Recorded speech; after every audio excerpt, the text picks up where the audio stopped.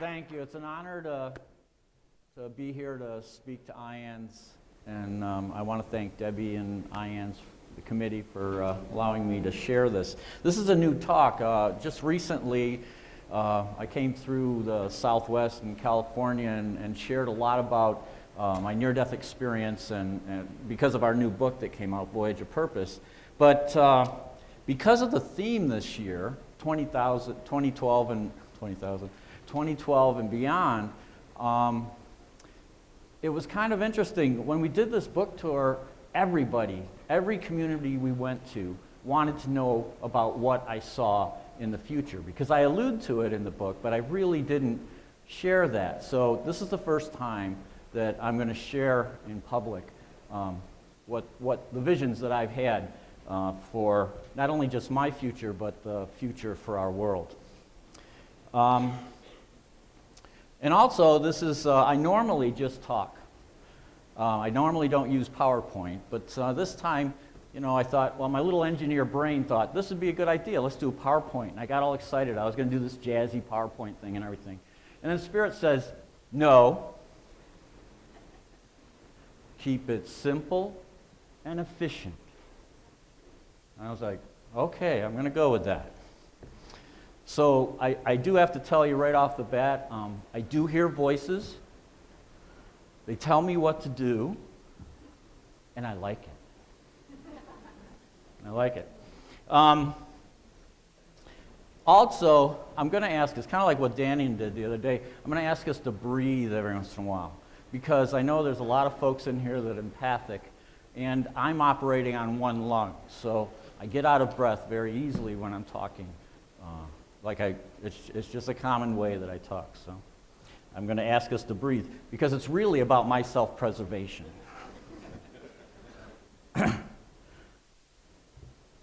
Now, today I'd like to share a little bit about my near-death experiences, but not like in my normal talk, because I really want to focus on what I had seen in the future.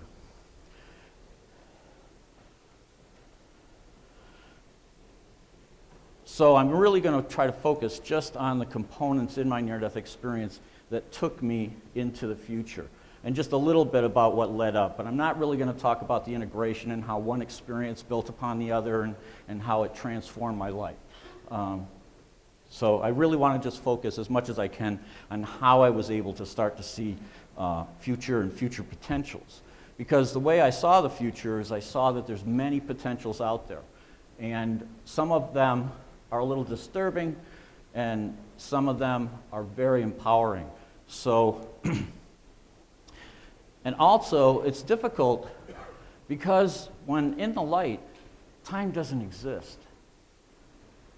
And it's hard for me to take what I'm experiencing in the light and then plug it into my timeline. I'll talk a little bit about that. So in 1983, I used to be the chief engineer of the research vessel Aloha. We did underwater exploration. And I didn't know it at the time, but I was a man in the maze. I was going through life and all the twists and turns in life and trying to understand what was going on. The Man in the Maze is a story that the Pima people talk about, and it just so happens that we're sitting in their territory right here, right now. And in March of 1983, on a very dark night, I was 2 miles off the California coast, and I happened to be in a small boat, and there were 25-foot seas. And I didn't know it at the time, but I was facing my death. I was thrown from that small craft into the raging sea, and I drowned. But I entered this darkness, this absolute void. But this void was fertile and rich, and I felt comforted and supported. I just died this very violent death, and I was curious. Because not only was I the chief engineer of Aloha, but I was also a commercial diver. So I'd been trained in commercial diving, we actually go through oxygen deprivation exercises so that we understand what the signs and symptoms are. This was something way beyond that. And it felt like I wasn't alone in this darkness. I felt like there was this omnipresent intelligence at hand, and somehow I knew that I was going to move on from here. But I felt so supported while I was in this darkness. And then slowly, it started turning light around me. And I saw this light off in the distance.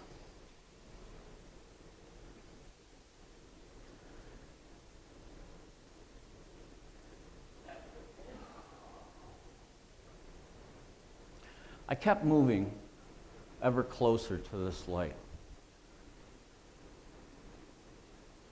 And as I got closer, there were waves and waves of love that were just wrapping me in this warm embrace.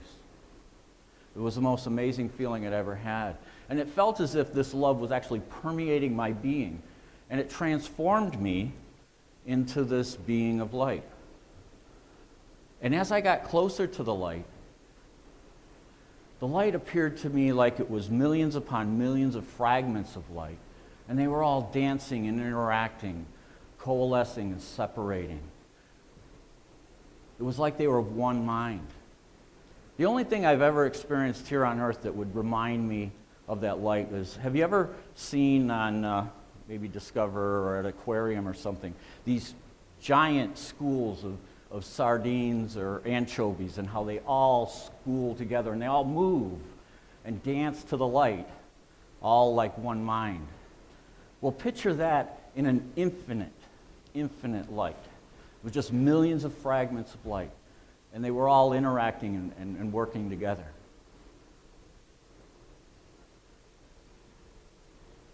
Three fragments broke away and they came toward me. And when they came toward me, I recognized them. I recognized them as my family, but not a family that I had lived with here on this earth or in this life, but a family that I had forgotten. I call them my soul family because they were a part of me and I'm a part of them. And when I talk about spirit and spirit communication, it's usually my soul family that I'm talking to. They greeted me. They were welcoming me home. It's still hard to talk about. But eventually there were a dozen that greeted me. And we went into the light. And we went to this area that felt very spherical. And in this area, we started to relive my life. Well, you've heard a lot of stories this weekend about, near-death experiences and life reviews. Mine wasn't all that much different. I felt as if I was reliving my life, but not just from my point of view. It was like my consciousness split into these multiple streams of consciousness, and I could experience it through everyone I'd ever interacted with in my entire life. I got to feel their hurt and their pain. I got to feel their joy and their love. And it was intense, would be a word. But I found that not only was I experiencing it, but my entire soul family was experiencing it with me. And they were very excited. They were just excited to be there and experiencing this life event. And as I would have these interactions, I would see these ripples of after effects that would occur, And it was all so clear. So every action that I did, I saw the reactions that occurred. Now, I lived a pretty dysfunctional life prior to this. I was a pretty brash young man. My philosophy was you cut your swath through life, and that's a pretty brutal philosophy. So you can imagine there were some unsavory parts of my life that I had to go through. And I was ashamed that my soul family had to experience that. But it didn't matter to them. They just loved me, they supported me, but they also got to feel when I would do something with loving intention. And that would create some of the biggest ripples. What I thought was important, like being the chief engineer, I achieved that pretty early in life, in my mid-20s. I thought that was pretty important. But in the life review, it hardly any significance whatsoever. But when I did something with loving intention, that would create some of the biggest ripples. So I went through this life review, seeing the good and the bad, but then I started seeing things that I didn't have a reference to in this life. I started seeing my future. I didn't know it at the time. I didn't quite comprehend what was happening because in the life review, everything was crystal clear. My interactions, what other people were feeling, how it affected them, the after effects, all of that was crystal clear. But once we stepped across into the future, it became a little less clear. It was like I was viewing this core path of potentials. And if I took this path, the interactions and the ripples would get hazier as it radiated outward. So this disoriented me a little bit. This was something I really wasn't, I didn't know what was going on. But my soul family just supported me, they loved me, they buoyed me up with some more energy, and they got me through this. So I saw a lot of different potentials of my life. And in this life review, it was mostly focused on my life, my potential future. And it appeared, well, I'll talk a little bit about that later. Then the light itself, this infinite light, spoke to me. And it said, I've heard this said all weekend, and I thought it was really unique. It said, "This is not your time, you must return." Man, I said, no way. And I argued, and I perceived this light to be God. So I argued with God. And I said, no, I've got a family here I never knew. I'm feeling loved like I've never felt I was loved. I mean, I never knew when we're walking this life that we're loved. I mean, we are loved. I never knew that. And I didn't want to go back to that separation. I didn't want to go back to that body. And that body I knew was still in the ocean, being tumbled and tossed, was very broken, and was just cold. It was not something I wanted. Cold and confining. I didn't want to go back to that. I thought I presented a pretty good case.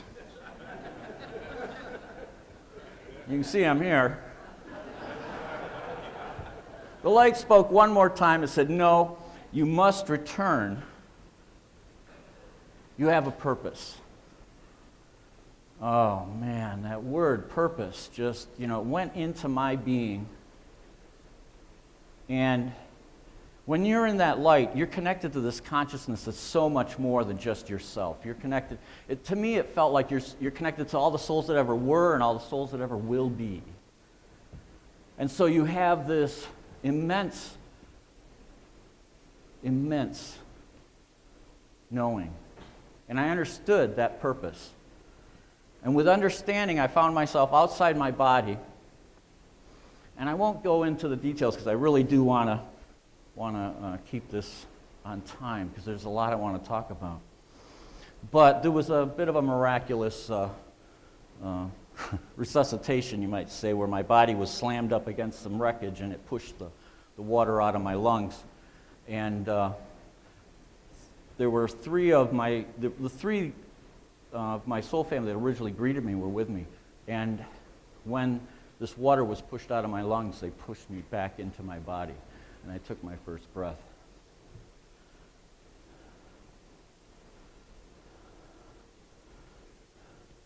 Man, I wish I looked that good. When you come back, the light lingers. It stays with you. For me, it stayed with me for about 3 days. I felt like I was half here and half there. But this experience rocked my world. I was an engineer. I saw things in black and white. This was something just totally different. I did not know how to deal with this experience.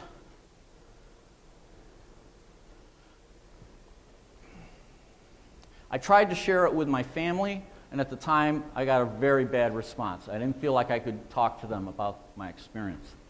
And the world I lived in was, we did underwater exploration. And back in the 80s, it was so dangerous, we couldn't even be insured. Lloyd's wouldn't even insure us. Our company used to have to take a bond out on each and every one of our lives because the work we did was so dangerous. So we put each other's lives in each other's hands every day that we were on the job. So death was a taboo subject. So I felt absolutely isolated and alone. I had no one to talk to about this. And I wanted my old life back.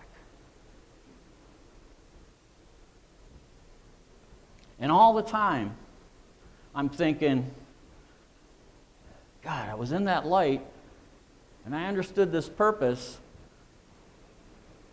Purpose. Now I'm here. What is this purpose? You know? So I wasn't a real happy camper. But, so what I did, what I thought, the healthiest thing I thought I could do for myself was, divers, we like duct tape, you know? So I thought I would take the light, the soul family, you know, nobody talks to God. I'm going to put all that into a box. And I'm going to duct tape that baby closed. I'm going to take out some magic markers and I'm going to write all over it, do not touch. And I'm going to put it as far back in my brain and in my memory as I possibly can, never to ever, ever be touched again. Yeah, like that was going to work, right? There were some things that I could deal with, my little engineer brain could deal with right off the bat. And I called it acceptance, tolerance, and truth. Because after having that in-depth life review, I suddenly knew who I was. And that's quite an accomplishment for a guy at 26, I thought. I knew who I was. And I could accept, yeah, I've got a lot of issues, but I can work on myself. I can be better. And then tolerance. Before this experience, like I said, I used to cut my swath through life. And tolerance was not in my vocabulary. And suddenly I saw, because of this life review and because of the love that I experienced, that, you know, we cross paths all the time with people that we may not understand or life situations. We may be in a life situation that we're not tolerant of. But it's only temporary. And that we can change. And that we may not understand where another person is coming from, but we can be tolerant. And then the other one was truth. As an engineer, I used to see truth as hard and cold facts. It's the way I lived my life, was through logic and reason. Well, suddenly I have this new perception of truth. It was a little hard for my engineer brain to wrap around it, but I saw that we all have individual truths. And that our heart recognizes when we walk across or we come in contact with our personal truths. Well, I could deal with that. So I had this new mantra, acceptance, tolerance, and truth, you know, AT&T, reach out and touch someone, right? But the hardest one was I started getting these intuitive knowings. Like, where did that come from? It wasn't something I'd studied, wasn't something I'd experienced in life. I didn't trust it at first. So what would any engineer do? You test it, right? And over time, I began to rely on this new knowing that I was getting. And I really began to rely on it. It was very helpful. I mean, there were times that I would know ahead of time when one of my engines was going to have a problem or I was going to have something going on with one of the screws or something like that. And people would ask me, geez, how did you know? How did you know these things? And I was pretty good at covering up. That comes with experience.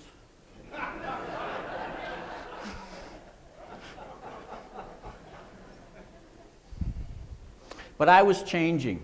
I didn't think I was, because I really thought that I had gotten beyond this near-death experience. I didn't even have a name for it. It was just an experience. And, but I was changing, and I really didn't know it at the time. But I had this incredible urge that I needed to do more with my life. I needed to be of service with my life. And so I quit my life at sea. And this was a dream job, I'm telling you. Being able to, and we did some cool stuff. I could tell you sea stories all day long. But I quit my life at sea because I felt like I needed to be more of service. And I became the manager of dialysis service in upstate New York in Syracuse at St. Joseph's Hospital. And I really felt like I was really being of service there. And I faced a lot of challenges, but I had some new tools in my arsenal, you know? And it really helped me, to get through a lot of these challenges, especially with this new intuitive knowing and everything. But I didn't tell a soul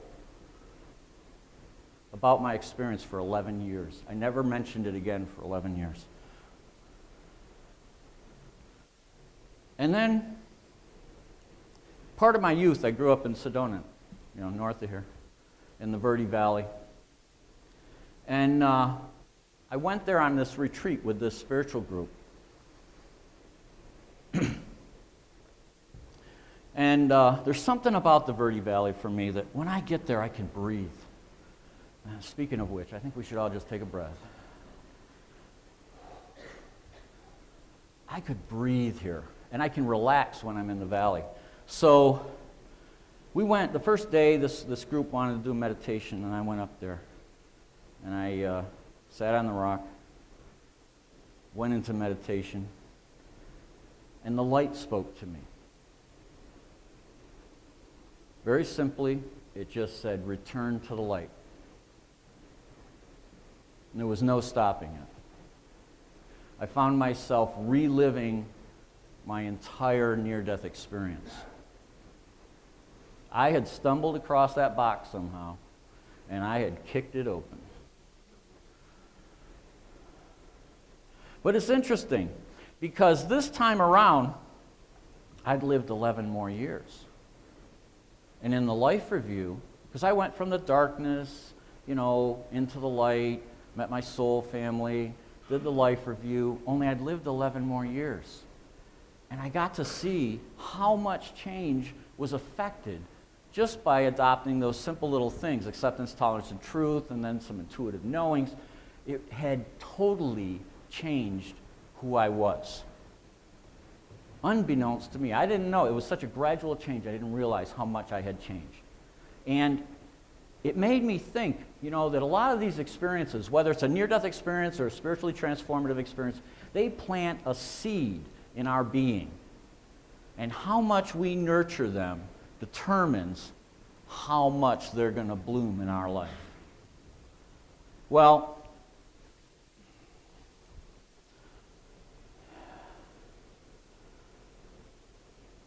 in this experience, I also, because I wasn't quite, the first experience, I have to tell you, I was in awe. I was in gaga awe of the entire experience. And in this second experience, I found I was paying a little more attention. And I saw that what created the future, because I got to see this 11-year span, that when I would attach an intention to one of the potentials, one of the crossroads, that the universe would kind of align itself and create that reality in my life. That's kind of, again, it's rocking my world a little bit. But I saw how this affected change in my life. And I also saw that we're all interconnected. There's like this fabric of interconnection between all of us. And we don't even have to affect change in myself, affects change in all of us. And when I don't even have to be in your presence to affect change. I can do it just simply through my intention. Well, one more that rocked my boat. After, light came to me and told me to return to the light, now I started hearing spirit. Oh boy. That one scared me for a while too. I thought for sure, okay, put the coat on, haul me away. I can't talk about this. I still hadn't shared this experience. But when I came out of the experience, I came down, I was with this spiritual group. And it just so happened in this spiritual group, there were near-death experiencers. Huh, imagine that, And one of them was Tom Sawyer. Yeah, right? A lot of people know Tom. For those of you that are new to IANDS, Tom was involved with the very beginning of IANDS. He used to camp out at Ken Ring's near-death hotel. That's what Tom called it. Yeah, you could check in, but you could never check out. But Tom taught me to embrace these gifts that I got from my near-death experience. He also introduced me to IANDS. But I had a second mentor that influenced me even more. Her name was Margaret Kean. And I doubt, she was involved with IANDS, but very low-key. Let me tell you a little story how I met Margaret. I was standing in line for this registration. It was the same spiritual group that I was on retreat with. I'm standing in line to go to a summer conference. And it's a 10-week summer conference, or 10-day summer conference. And I'm standing in line, I'm trying to figure out what classes I'm going to take when I register. And all of a sudden, this white-haired woman walks in front of me, and you could feel love. And she looked at me, she turned and looked at me, and she said, "David, welcome." Gives me this big hug, and then walks away. And poof, she's gone. I was stunned. Who is this person? I hadn't even registered yet. I didn't know who she was. I don't have a name badge on yet. I haven't even got to the desk, to sign in yet. And yet she knew me by name, and she loved me. And so I, kind of turned to the next person. I said, who was that? Oh, that's Margaret. She's one of the teachers here at the conference. Whatever it is, I'm taking it, and I go through. And, what is Margaret teaching? Everything you want to know about sex and death. Okay, I'm there.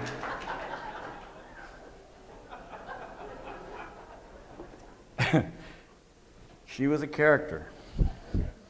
I sat in that class, and Margaret, and I was going to be a wallflower. I wanted to check this out. I wanted to know what this was, because you would be in her presence, and everybody felt this. It was palpable. The love that came off this person was amazing. So I wanted to know about this. I wanted to try to understand this, because, boy, that was something I want to achieve in my life, right? So I'm sitting in the back of the class, low profile. You don't see me. And Margaret would start talking, and all of a sudden I realized, oh my God, she's a near-death experiencer. She's an experiencer. And so she'd be talking about something about the light, and all of a sudden she'd turn around and say, "Isn't that so, David?"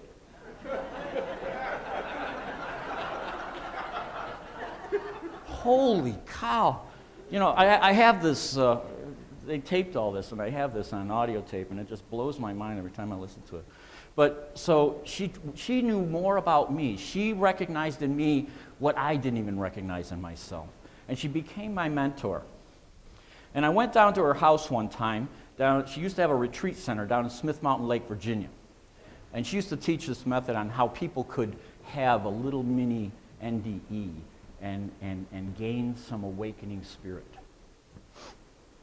So I went down there with some friends, and one night, Margaret and I are alone. We're sitting in her living room. And let me check, see if I'm on track with these slides here.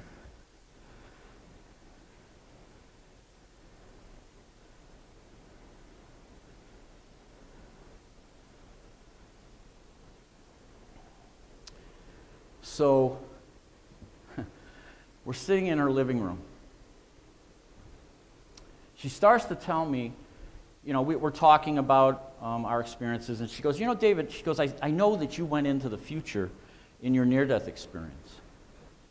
And have you ever thought about just going into the light and looking into the future for humanity? I said, what are you, crazy, Margaret? I said, no way. I said, when I was dead, I could go into the light. I could experience that profound love and compassion because I didn't have a body. I didn't have my emotional centers were in that dead body. But boy, anytime I touch the light now or I share it, I just start crying. And it overwhelms my emotions. I said, there's no way I'm going into the light for any reason. And Margaret, in that calm, peaceful, loving way, said, well, would you do it with me? And so we sat there, we talked. And while we were talking, it seemed as if there was an expansion. Margaret and I are just sitting there, eye to eye, talking. And it felt like there was an expansion beyond the living room, beyond the retreat center, Smith Mountain Lake, beyond our world, beyond the galaxy, and we were at the threshold of the light. And we crossed that threshold together. Well,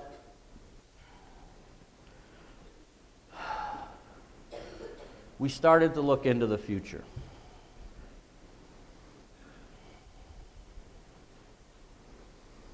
And it was very much like in my life review, where there were a lot of potentials. And as you moved away from the potentials, it would get hazier and hazier. It wasn't as certain. And we glimpsed a lot of fragments of the future. And what I saw in these glimpses were a lot of stress on our social, economic, and political structures, to the point where they were having some stability problems. And a few years ago, when we had the housing bubble pop, the alarm bells started ringing. I saw those instabilities because a large proportion of our population suddenly started going through a lot of suffering, just very similar to what I'd seen in these fragments. And the euro, the trouble we're experiencing with Greece and Spain right now, very stressed out social economic systems. Well, Margaret taught me how to go back into the light, and I started some of my own sojourns into the light. It was kind of funny. One thing, before I move forward though, that night, Margaret and I were sitting there, and it felt like we talked through the entire night, and it felt like we went into the light, but we were having this conversation in her living room the whole time. It was a very weird situation for me. The next morning, we get up, and some of the other friends come in. We're all sharing breakfast, and William says, last night I came into the living room, and you and Margaret were there. I said, you came in the living room? You didn't come into the living room. He says, yes, I did. He said, I sat there probably for a good hour. He said, and the two of you were just staring at each other. It was like you were talking without words.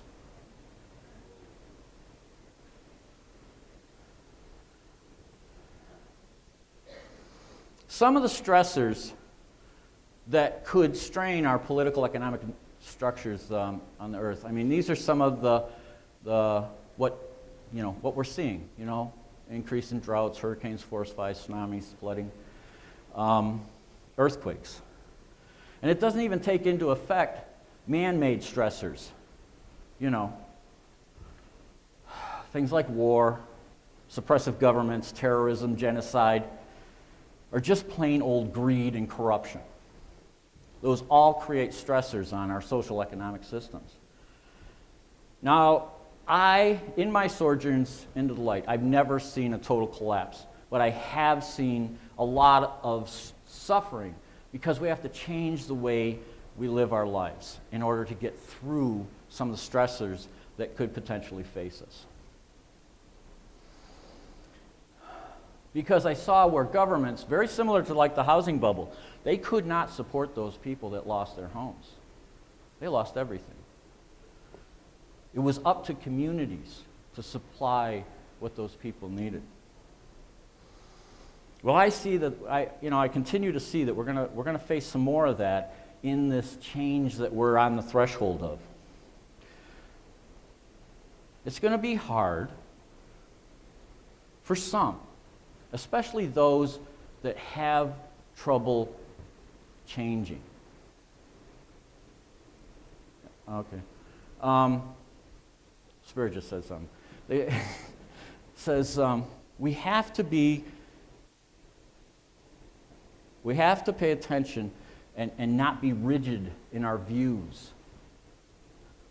Because rigid views, we need to be flexible with our views. Rigid views inhibit our insight. And how are we going to move forward if we don't have some new insight?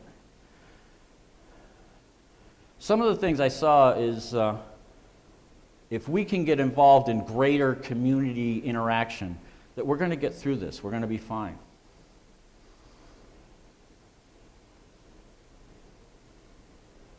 And so as I continue to sojourn in and out of the light, because Margaret showed me that night how to go back to the light. And she taught me through a few more conversations that, because I still would get very emotional whenever I'd get near the light. And she taught me that you can anesthetize your emotions by touching it lightly until you become comfortable. And so then I started having these journeys into the light. But then I started to have some concerns, some challenges, and some potential empowering outcomes that are in our future. So we do kind of face a stormy night. Reduced services is going to require that communities pick up the ball. And an interesting thing is I saw that there are other groups, and whether consciously or not, that have already started building community. And I mean, some of these groups have amassed quite a war chest, and they're far outpacing spiritual communities' efforts. And some of my concerns are they going to open their doors if things get bad?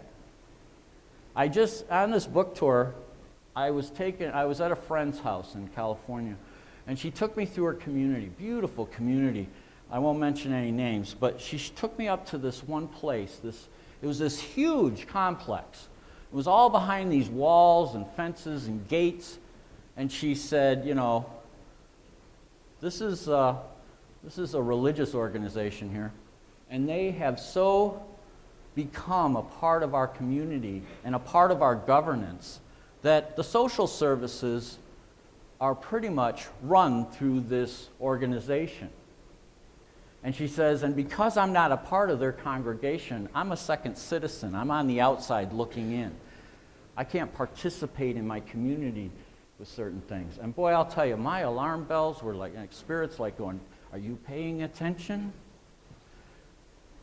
So, I mean, who's in, who's out? Isn't that a silly way to think? It blows my mind. And so I have some concerns. That if we face challenges in the future, are some of these organizations going to open their doors?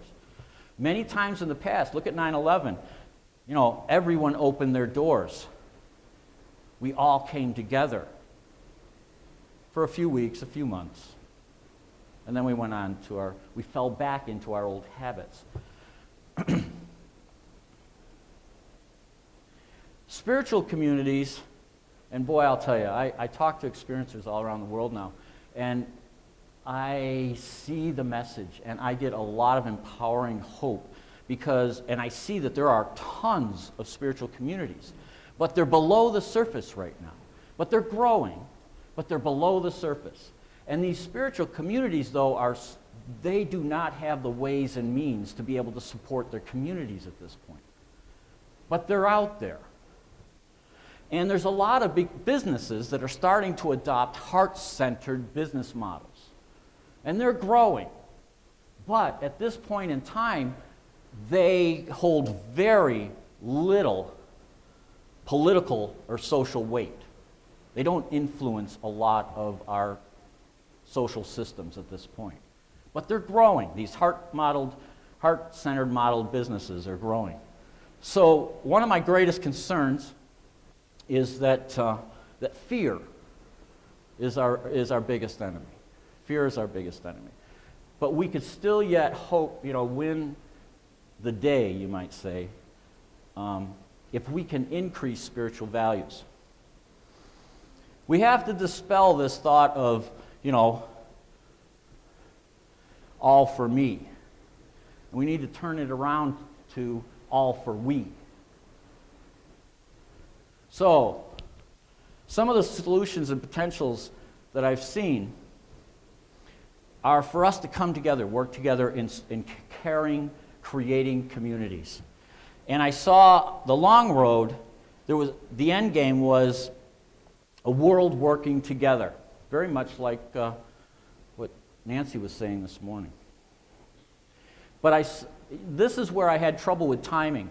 In the light, I have a hard time plugging it into our timeline. Like in the light, I saw in 2000 I was going to have cancer. And I had stage 4 lung and bone cancer that metastasized into my spine and caused it to collapse, and they found I had lesions in my hip, my brain, and my kidneys. And, but I thought that was going to happen in my doties. I didn't think it was going to happen in my 40s. And, but I also saw in my future vision that I was going to survive it.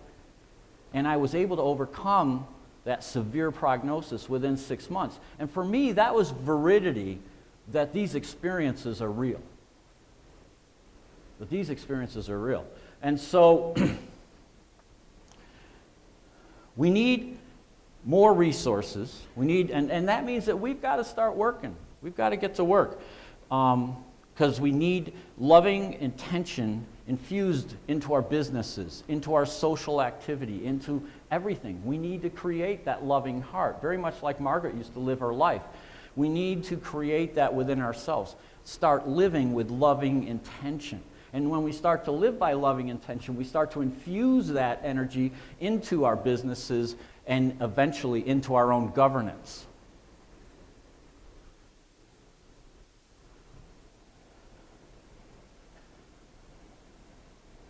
And you know what I think? Experiencers know the way. Experiencers, and I'm talking about all experiencers, not just near-death experiencers, but spiritually transformative experiencers. We have the key to this future because we've gone through the trial of integration. We've already gone through this trial of integration and trying to transform ourselves into a more loving, caring, compassionate person. We hold the key to our own communities. We've gotten past the mental traps that our society has created for years. We've let go of the mental drives. The material drives. We've let go of a lot of material drives. So, and we recognize the genuine within. We recognize that right action flows naturally. Our hearts are normally and naturally benevolent. And this allows us to move ahead freely without the need to think about what's right. There's an old Buddhist teaching about, a bird doesn't have to go to class to learn how to sing. We know what's appropriate. And we just need to move beyond our old methods. It's because it's so easy to fall back into those old patterns.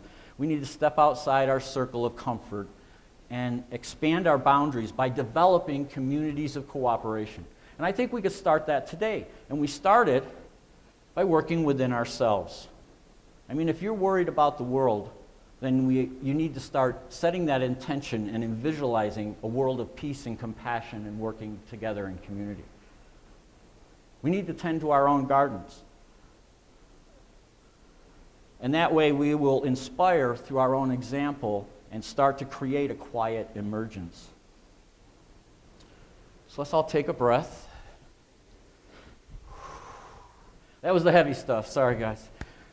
I don't like to preach on Sunday. As we begin to see each other as people and not as different races or creeds or governments or organizations or political parties, and when we start to live our lives by not thinking about, I have to live my life in such a certain way so that I can line my pockets,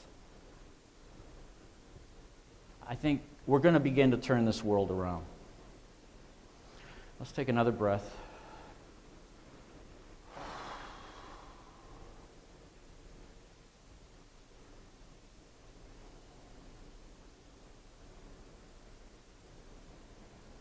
Indeed, we need to work toward a shift in consciousness.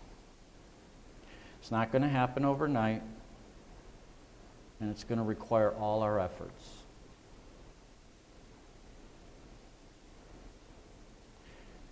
Each and every one of us can have the capacity to develop a more heart-centered awakening within our being.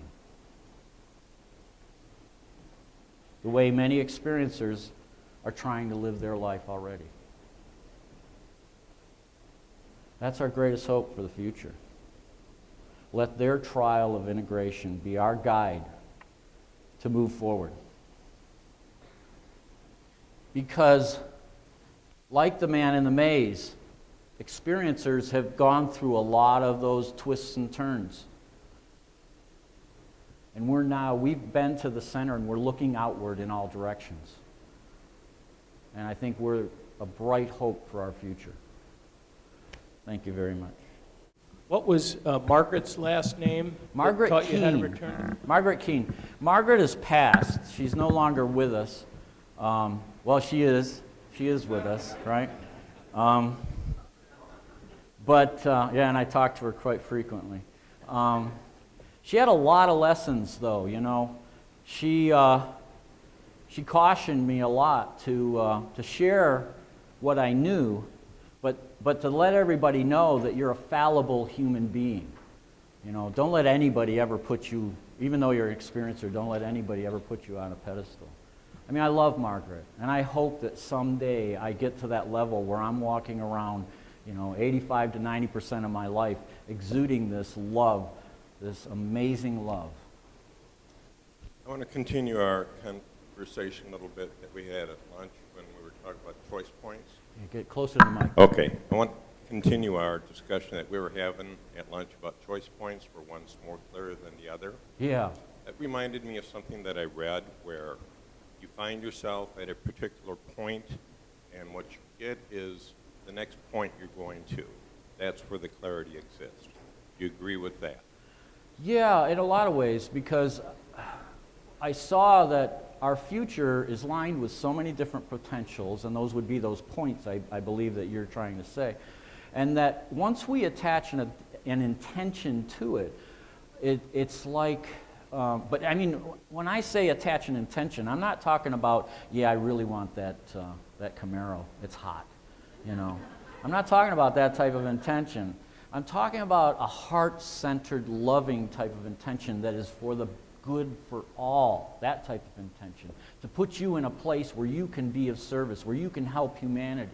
Those intentions will shape your future and lead you to the next point where then you're going to define your next intention. Which takes me to my next question, and that is the 11 years difference that you have.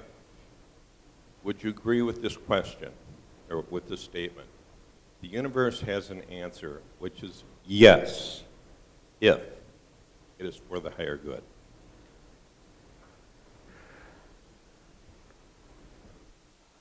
Yeah, I do, and it's hard to see for us sometimes because we're on the ground. Agreed. I do agree, yes. Agreed. I agree. Because sometimes intentions are carried forward like the suffering that occurred with the housing bubble. all right? But what came from that? We had people that came together to help a lot of individuals. Sometimes you got to rock the boat in order to shake it up enough to really affect real change. Thanks, those are great questions. I had a question. I really appreciated your presentation. When you first saw the light and the second time you saw the light, you talked about potential pathways that you saw. Did you see those as choices? It's part of the question. What was the last part? Did you see those as possible choices? Yes. And could you see down any of those pathways, any part of a form of conclusion that going down that pathway would develop purpose and meaning? Yeah, it's really interesting because I did see a lot of divergent pathways. Like let me look at the cancer, because that's a great example. I was diagnosed with this cancer, and I saw that I could accept the cancer because I never really did come around to purpose in my talk. I usually talk a lot about that when I just talk about my near-death experience, but not about the future. But in my potential future, I knew I was going to deal with cancer, and I saw down that path that I was going to overcome it. And it's kind of like that path shimmered a little brighter. The other path was I could accept the prognosis and I could go home. Man, I'll tell you, I wanted that path. But it wasn't as bright. And I knew I needed to fulfill my purpose. And I feel that by overcoming the cancer, by going through that additional suffering that I went through, I was able to. So, yes, I was able to see options and things like that. Did you see that purpose Well, that you chose as a responsibility spiritually? It's kind of interesting because a lot of times I think we have to go through our life's trials and tribulations, be the man in the maze, in order to reveal our purpose. So that once we get to the center, that's when we're looking outward, we start to understand the purpose. Thank you very much. We have time for one more question. Many thanks. Thank you for reminding me of the one lesson I learned on the other side. Do not argue with the being of light. You will not win. I speak from experience. My question is this. With the 911, the night of 911, like many other experiences, I hardly slept. With the Japanese tsunami and earthquake, for a week, almost more afterwards, I felt absolutely terrible. Do you have any advice of how to deal with that if and when it happens again? That's an excellent question. I don't think I really have a good answer for it, but what I would recommend is as we work on our spiritual awakening, our spiritual emergence, I think that we'll start to recognize those potentials, because those were potentials. We were all feeling 9/11 potential, the tsunami potentials, well ahead of time. Nancy had that slide that showed how IANDS has those eggs out there that can actually perceive how we perceive things that are coming in the future. And we saw that hours ahead. You were one of the people that could physically manifest an empathic response. I think as we move forward, I think that we'll be able to develop that further. Maybe, maybe not in our generation, but maybe in the future, maybe we'll be able to, stem some of the suffering. Many thanks indeed for your reply, sir. Thank you.